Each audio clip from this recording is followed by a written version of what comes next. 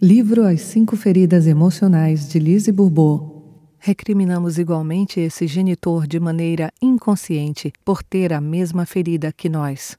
Isso faz com que ele se torne, a nosso ver, um modelo de alguém com essa ferida, o que nos obriga a olhar para nós mesmos. Desejamos também, de forma inconsciente, ter outro modelo.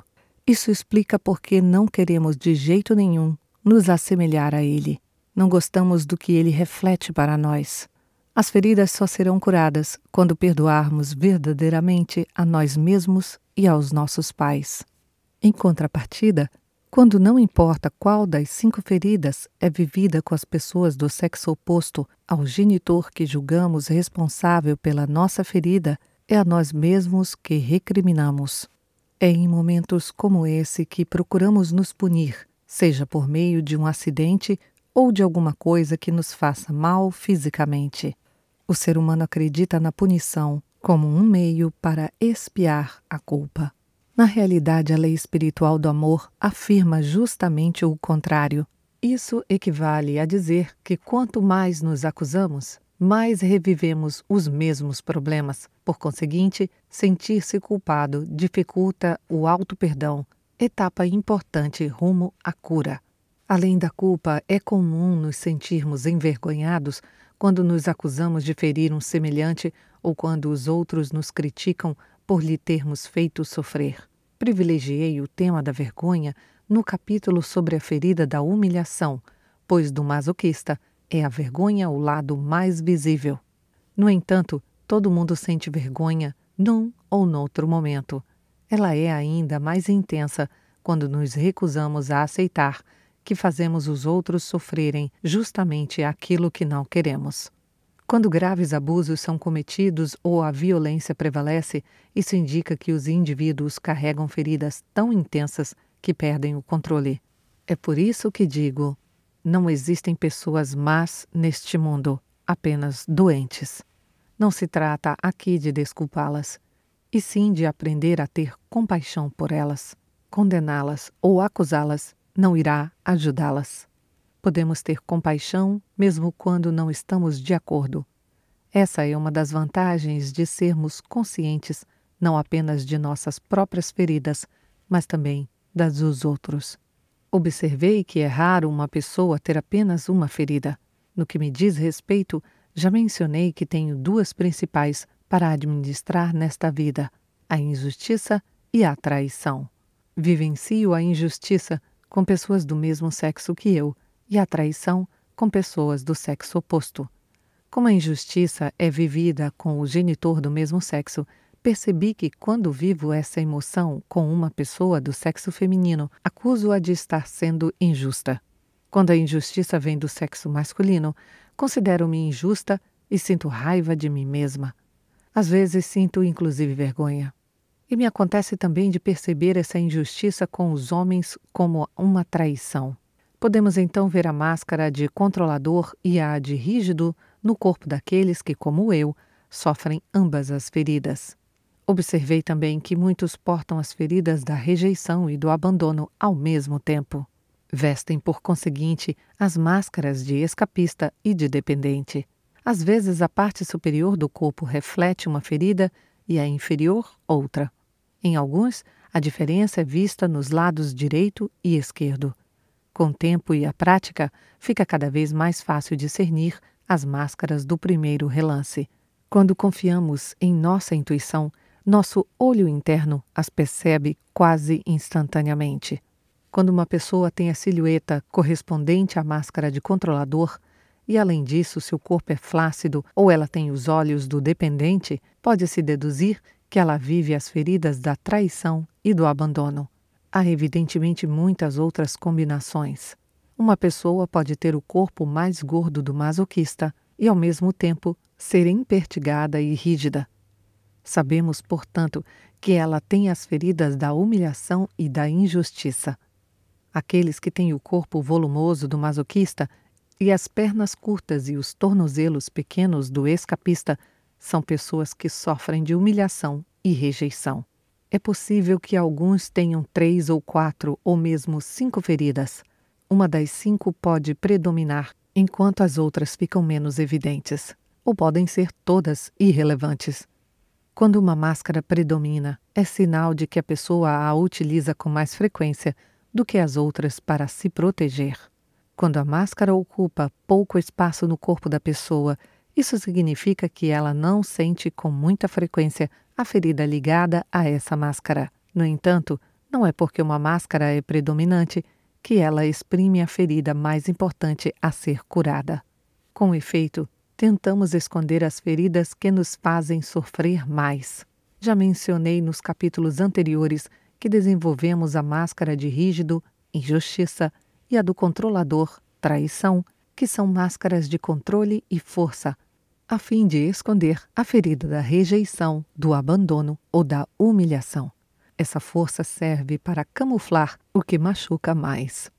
Daí ser tão frequente ver uma dessas 3 feridas surgir com a idade, pois o controle tem seus limites. É principalmente a máscara de rígido, graças à sua capacidade de se controlar, que tem a maior possibilidade de esconder outra ferida. A pessoa masoquista e rígida, por exemplo, pode conseguir vigiar seu peso durante certo tempo. Quando não consegue mais se controlar, ela engorda logo. A alma que vem à Terra para curar a ferida da traição procura um genitor do sexo oposto forte, sólido, que sabe ocupar seu lugar, que não perde o controle e não é excessivamente emotivo.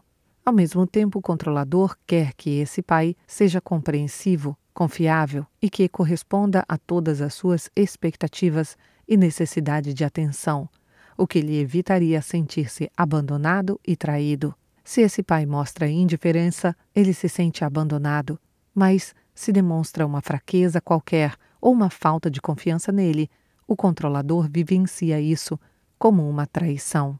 Se o genitor do sexo oposto é muito autoritário, agressivo ou violento, não raro se estabeleça uma relação de força entre eles na adolescência, o que alimenta a ferida da traição de ambos. O ser humano é um especialista em encontrar todo tipo de desculpas e explicações quando seu corpo muda. Podemos notar que ele não está preparado para se olhar e, sobretudo, que tem muita dificuldade em aceitar a ideia de que o corpo humano seja tão inteligente. Ele se recusa a admitir que a mais ínfima modificação em seu corpo físico é uma maneira de chamar a sua atenção para alguma coisa que ele vive intimamente, mas que não quer examinar naquele momento.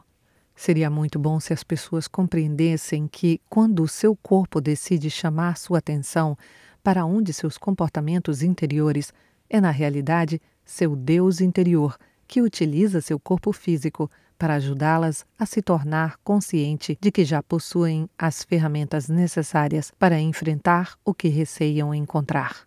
Em vez disso, preferimos continuar a ter medo de descobrir nossas feridas e continuamos a carregar as máscaras criadas para escondê-las, julgando assim que tais feridas irão desaparecer. Lembre-se, usamos nossas máscaras para nos proteger quando temos medo de sofrer, de reviver uma ferida. Todos os comportamentos descritos nos capítulos anteriores só são adotados quando portamos nossas máscaras. Tão logo as incorporamos, deixamos de ser nós mesmos, adotando o comportamento ligado à máscara utilizada. O ideal é conseguir detectar rapidamente a máscara assim que a colocamos e, sem nos julgar ou criticar, identificar a ferida que tentamos esconder. Talvez você seja uma daquelas pessoas que muda de máscaras uma ou várias vezes ao dia. Talvez seja do tipo que usa a mesma máscara por meses ou anos a fio antes que outra ferida aflore. No momento em que você se der conta disso, fique feliz por ter percebido e agradeça o incidente ou a pessoa que tocou sua ferida, pois lhe permitiu enxergar que ainda não conseguiu curá-la. Você está consciente da sua ferida. Assim, você se dá o direito de ser humano. É de suma importância dar-se o tempo necessário para a cura. Quando você conseguir pensar de modo natural e vesti tal máscara, foi por esse motivo que reagi dessa forma, sua cura estará bem avançada. Recapitulo agora a maneira de saber se você ou outra pessoa acaba de colocar uma máscara para se proteger. Quando sua ferida da rejeição está ativada, você veste a máscara de escapista. Esta o leva a querer fugir da situação ou da pessoa com quem você acha que vivenciará a rejeição, temendo entrar em pânico e se sentir impotente.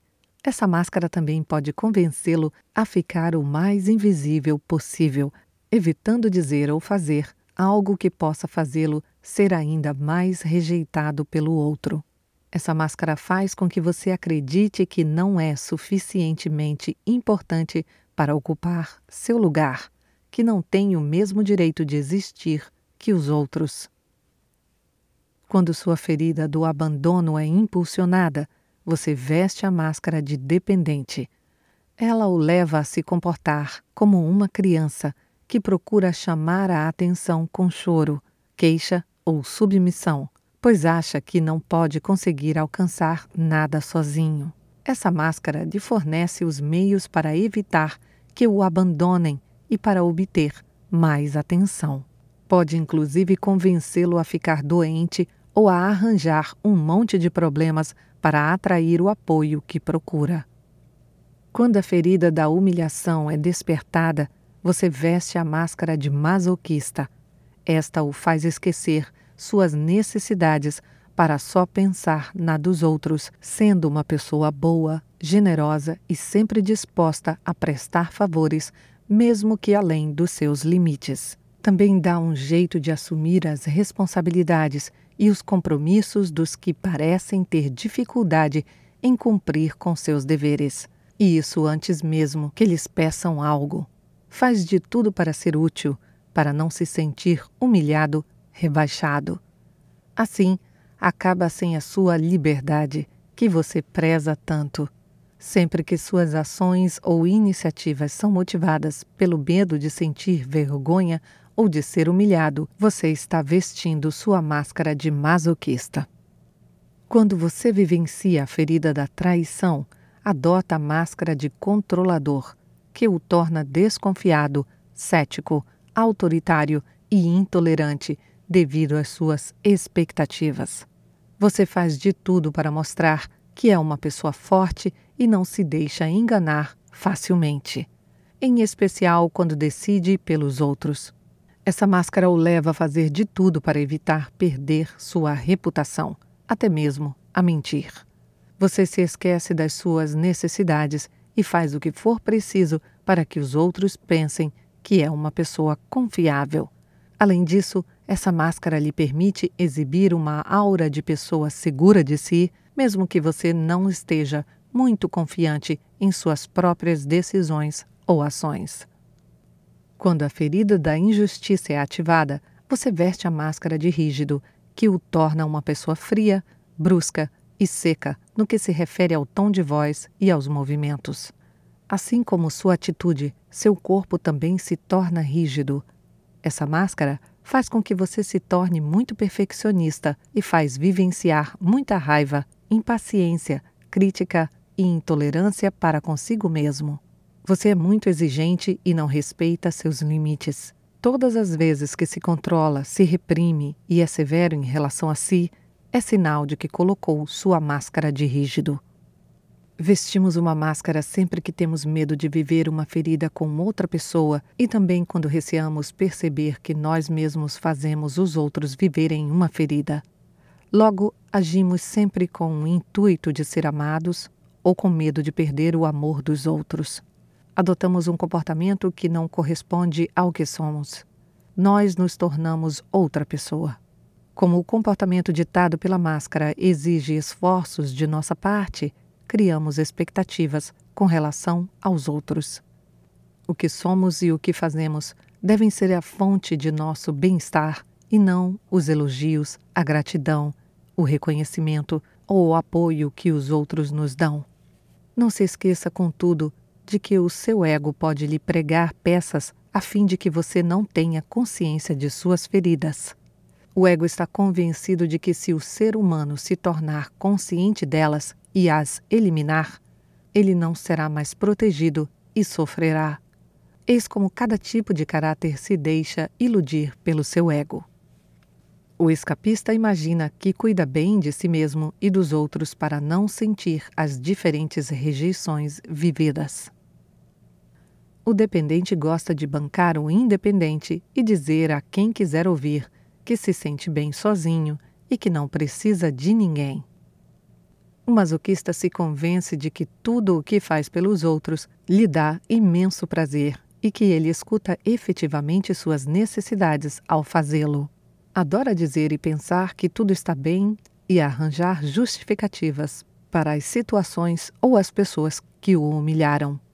O controlador está convencido de que nunca mente, de que cumpre sempre com sua palavra e de que ninguém o amedronta. O rígido gosta de alardear como é justo, como leva uma vida sem problemas. Ele gosta de acreditar que tem muitos amigos que o apreciam do jeito que ele é. Curamos nossas feridas interiores da mesma forma que nos restabelecemos de nossas feridas físicas. Você já não ficou tão impaciente para eliminar uma espinha no rosto que passou a cutucá-la sem parar? O que aconteceu? A espinha provavelmente durou muito mais tempo, certo? É o que acontece quando não temos confiança no poder de cura do nosso próprio corpo. Para que um problema, seja qual for, desapareça, é preciso primeiro aceitá-lo, dar-lhe amor incondicional, em vez de querer fazê-lo desaparecer. Suas feridas profundas também precisam ser reconhecidas, amadas e aceitas. Amar incondicionalmente é aceitar mesmo que você não concorde e mesmo que não compreenda o porquê de determinadas situações. Amar uma ferida ou amar as espinhas no seu rosto significa, portanto, aceitar que você as criou por uma razão específica e, sobretudo, com o objetivo de se ajudar. Em vez de querer fazê-las desaparecer, utilize-as para se tornar consciente de um aspecto da sua personalidade que você se recusa a ver. Na verdade, elas querem fazê-lo perceber, entre outras coisas, que naquele momento você se receie ser ridicularizado e esse receio o impeça de ser você mesmo. Adotando essa nova atitude, você pode olhar suas espinhas de outra forma e pode, inclusive, vir a agradecer a elas. Se você escolher viver essa experiência adotando esse tipo de atitude mental, é certo que suas espinhas desaparecerão muito mais depressa, pois terão sido reconhecidas e amadas por sua utilidade. Compreenda que o que você receia receber dos outros ou o que neles recrimina, também impõe a eles, assim como a si mesmo. Eis alguns exemplos que demonstram a que ponto podemos fazer mal a nós mesmos.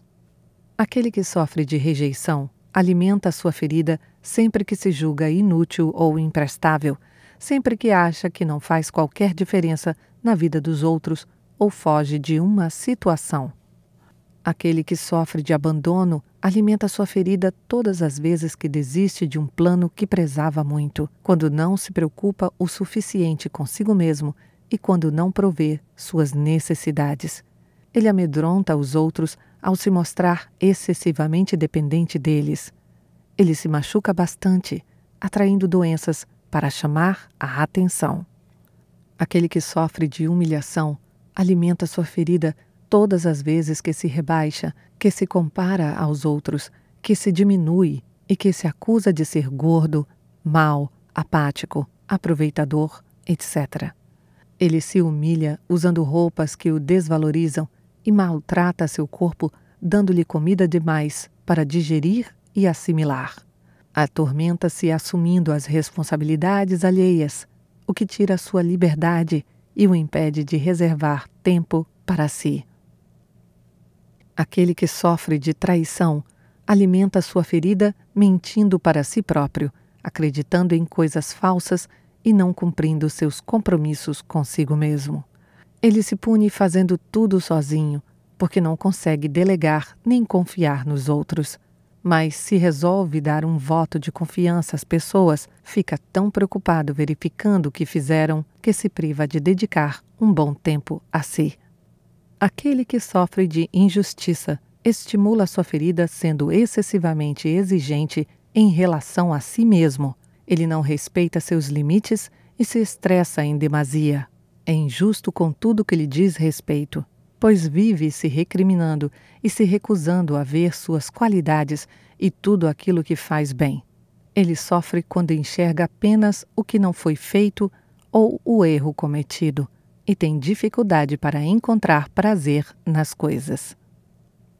Já mencionei a importância de aceitarmos de modo incondicional as nossas feridas. É igualmente necessário aceitar as máscaras. Amar e aceitar uma ferida significa reconhecê-la, saber que você retornou a esta terra para curá-la e aceitar que seu ego quis protegê-lo, criando uma máscara. Portanto, agradeça a você mesmo por ter tido a coragem de criar e cultivar uma máscara que contribuiu para ajudá-lo a sobreviver. Hoje, entretanto, essa máscara o prejudica mais do que ajuda. Chegou a hora de se convencer de que você pode sobreviver, mesmo sentindo-se ferido. Você não é mais aquela criança incapaz de administrar sua ferida. É um adulto experiente e maduro, com uma visão diferente da vida, que tem a intenção de se gostar mais. No primeiro capítulo afirmei que passamos por 4 etapas quando criamos uma ferida. Na primeira, ainda somos nós mesmos. Na segunda, sofremos ao descobrir que não podemos ser nós mesmos, por isso não interessa aos adultos à nossa volta. Infelizmente, os adultos não percebem que a criança tenta descobrir quem é, e em vez de deixarem nascer ela mesma, ficam mais preocupados em lhe dizer quem ela deve ser. Na terceira etapa, reagimos à dor vivida. É nesse momento que a criança começa a ter crises e a resistir aos pais. Na última etapa, a da resignação, decidimos adotar uma máscara para tentar não decepcionar os outros e, sobretudo, não reviver o sofrimento decorrente de não termos sido aceitos quando éramos nós mesmos. A cura será realizada quando você conseguir inverter essas 4 etapas, retornando à primeira, quando ainda é você mesmo. Nesse processo, a primeira coisa a ser feita é tornar-se consciente da máscara a qual você recorre. Nesse processo de cura, a segunda etapa é vivida quando você se revolta a ler esses capítulos ou resiste a assumir sua responsabilidade, preferindo acusar os outros pelo seu sofrimento. Tenha em mente que essa resistência é normal. Afinal de contas, você está descobrindo um lado seu que não aprecia, o que é desagradável. Essa etapa é vivenciada de modo diferente por cada um. Alguns sentem mais revolta e resistência que outros. A intensidade da sua revolta depende do seu grau de aceitação, de abertura, bem como do grau de sua ferida no momento em que você toma consciência do que está acontecendo em seu íntimo.